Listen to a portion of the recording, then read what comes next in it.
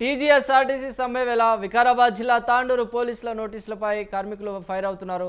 సమ్మెకు సహకరిస్తే చర్యలు తప్పవని ఆదేశాలు ఇవ్వడంపై ఆగ్రహం వ్యక్తం చేశారు.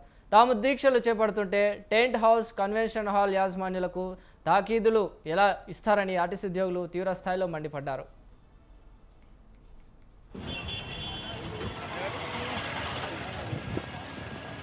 సమ్మెను విచ్ఛిన్నం చేయడానికి ప్రభుత్వమే శాంతియుతంగా చేస్తున్న సమ్మెను విచ్ఛిన్నం చేయడానికి ప్రభుత్వం పోలీస్ యంత్రాంగం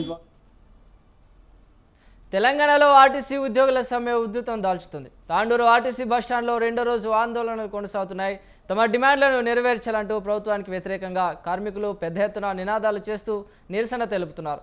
తాము ప్రశాంతంగా సమ్మె చేస్తుంటే పోలీసు అధికారులు దౌర్జన్యం చేస్తున్నారని ఆరోపించారు. వారిపై ఉన్నతాధికారులకు ఫిర్యాదు చేస్తామని హెచ్చరించారు కార్మికులు.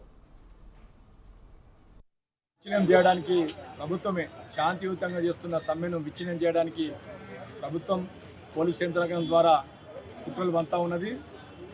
మరి నిన్ననే సిఐ గారు మరి టెంటును లోపడేసుకోండి అని చెప్పి మాకు పర్మిషన్ ఇచ్చి తర్వాత మరి టెంట్ వీకేయాలని చెప్పేసి ఆ టెంట్ ఓనర్కు ఫోన్ చేసి నీ మీద కేసు బుక్ చేస్తున్నా అని చెప్పేసి మరి ధమ్కీలు ఇవ్వడము, కేసు బుక్ చేయడము, అదేవిధంగా ఒక సర్క్యులర్ జారీ చేసిండు.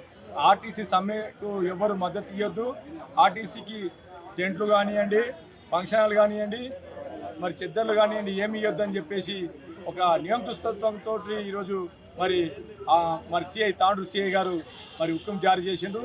ఇది ఏ రాజ్యాంగం ఉన్నదో మరి ఒక్కసారి సిఐ గారే చెప్పాలి. మరి ఇలాంటి